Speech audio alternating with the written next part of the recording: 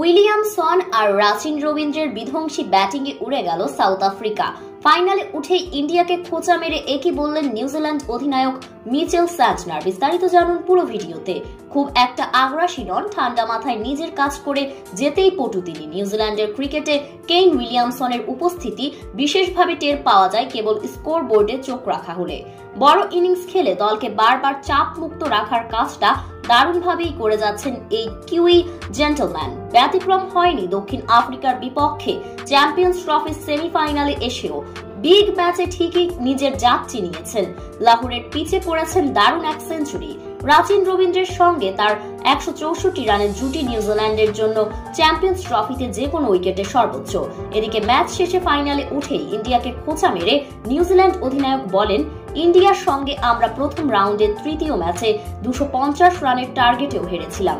তবে এবার ফাইনালে সেই ভুলটা আর করতে চাই না। আমরা আমাদের এই ব্যাটিং ফরম্যাটটাকে কাজে লাগিয়ে ইন্ডিয়ার সঙ্গে ফাইনাল ম্যাচটা জিততে চাই।